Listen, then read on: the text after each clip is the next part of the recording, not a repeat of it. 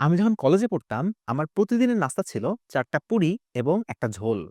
খুবই দারুণ ছিল। তবে যখন আমি কুইজে ভালো করতাম, আমার কলেজের পরীক্ষায় ভালো করতাম, তখন আমি এসব না খেয়ে সিঙ্গারা খেতাম কিংবা বার্গার খেতাম কিংবা নুডলস খেতাম। যেটা ছিল আমার নিজের প্রতি একটা রিওয়ার্ড সিস্টেম। এই রিওয়ার্ড সিস্টেম আমাকে রেগুলারিটি মেইনটেইন করার কিংবা পড়াশোনায় বেশি অনুপ্রাণিত করত, যেন আমি সেই ভালো, ভালো খাবার খেতে পারি। এরকম অনেকগুলো টিপস আমি আমার একাডেমিক লাইফে ফলো করেছি, যেগুলো ফলো করে আমি নটরডেমের মতো হেক্টিক জায়গাতে পড়াশোনার পাশাপাশি এক্সট্রা কারিকুলার অ্যাক্টিভিটি কিংবা ইউটিউবিং সহ অনেক কিছু করতে পেরেছিলাম। এই ভিডিওতে এমন ৫ টা টিপস আমি শেয়ার করব, যেটা পড়াশোনায় যদি এপ্লাই করা যায়, তাহলে পড়াশোনায় রেগুলারিটি মেইনটেইন করা অনেক সহজ হয় এবং আউটপুটও অনেক ভালো আসে। আমি ১ম যে টিপটা ফলো করতাম, আমি কখনো আনরিয়ালিস্টিক টার্গেট সেট করতাম না বা এমন কোনো রুটিন সেট করতাম না যেটা আমি ফলোই করতে পারব না। আমার নিজের সম্পর্কে সবচেয়ে বেশি আমি নিজেই জানি। আমি জানি যে একটা অধ্যায় আমি কখনোই একদিনে পড়তে পারব না। তাহলে আমি কখনো নিজেকে এই টার্গেট দিব না যে এই অধ্যায়টা আমি একদিনে পড়ছি। আমি অ্যাচিভেবল একটা টার্গেট দিব। এটা অবশ্যই একদিনে তৈরি হবে না।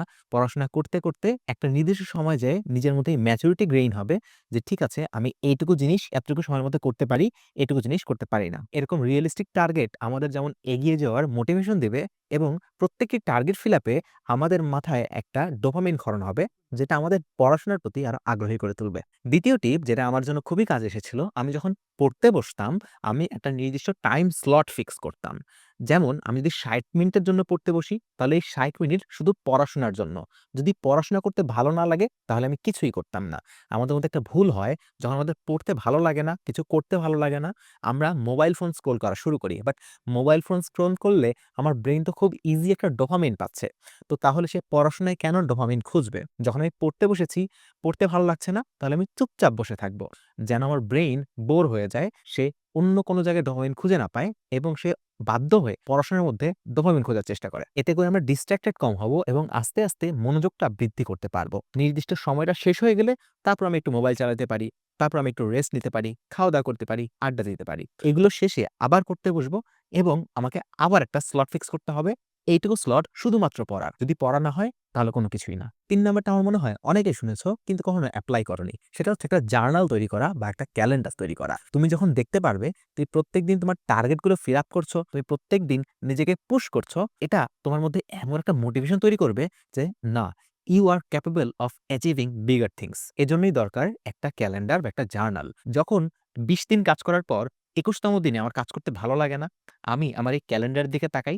আমি দেখি ২০ দিন কষ্ট যে করেছি, সেটা এই একদিনের অলসতার জন্য যেন নষ্ট না হয় এবং এই ২০ দিনের কাজ আমাকে একটা অর্গানিক মোটিভেশন দেয় ২১তম দিনে কাজ করার জন্য। ৪ নাম্বার টিপ, নিজেকে এক্সামের মধ্যে রাখা। আমি নটরডেম কলেজে পড়তাম। এই কলেজে প্রচুর প্রেশার। আমার প্রত্যেক সপ্তাহে ২ টো করে কুইজ দিতে হতো। এই কুইজগুলোকে টার্গেট করে আমি আমার পড়াশোনা সাজাতাম। আমি জানি যদি আমি আজকে ২ ঘন্টা বেশি ঘুমাই, তাহলে আমার কুইজের পড়ার ক্ষেত্রে ২ ঘন্টা ক্ষতি হয়ে যাবে। এই পরীক্ষার ভয় কিংবা পরীক্ষার টার্গেট আমাকে প্রতিদিন পড়ার জন্য মোটিভেশন দিত। হতে পারে আমাদের কলেজে এরকম এক্সাম হয় না। সেক্ষেত্রে আমরা নিজেরাই নিজেদের এক্সাম নিতে পারি। যেমন একটা সলিউশন হতে পারে টপার্স ব্লুপ্রিন্ট এক্সাম ব্যাচ ২০২৬, যেখানে বাংলা, ইংরেজি, ICT, physics, chemistry, math, biology সবগুলো সাবজেক্টের একদিন পর, পর আমরা চ্যাপ্টার ভিত্তিক এক্সাম নেই। যেন তুমি এক্সামকে টার্গেট রেখে তোমার প্রিপারেশন সাজাতে পারো এবং ফাঁকি দেওয়ার প্রবণতা একটু কমে যায়। তুমি চাইলে নিজে, নিজেও নিজেকে এক্সামের মধ্যে রাখতে পারো। নিজে প্রশ্ন তৈরি করে, বিভিন্ন জায়গা থেকে প্রশ্ন কালেক্ট করে নিজেকে এক্সামের মধ্যে রেখে। তবে এরকম কিছু, কিছু চেক পয়েন্টে রাখাটা খুবই দরকার। যেন তুমি নিজেকে যাচাই করতে পারো এবং এই এক্সামের উছিলায় তোমার পড়াশোনাটা হয়। সর্বশেষ যে টিপস সেটা আমি আসলে ১ম এই বলেছি, নিজেকে রিওয়ার্ড এর মধ্যে রাখা। তুমি যখন কোনো কিছু অ্যাচিভ করতে পারছো কিংবা তুমি তোমার নিজের আশানুরূপ ফল করতে পারছো, সেই সময় নিজেকে একটু গিফট দেয়া বা নিজেকে রিওয়ার্ড দেওয়া, যেন তোমার নিজেকে ডিমোটিভেটেড ফিল না হয় বা নিজেকে বার্ন আউট ফিল না হয়। কেউ তোমাকে গিফট দেওয়ার প্রয়োজন নাই। নিজে নিজেকে গিফট দাও। তোমার নিজের গিফটই তোমাকে স্মরণ করিয়ে দিক যে তুমি আসলে কতটুকু ওয়ার্থি। তাহলে তোমার মোটিভেশনও ভালো থাকবে।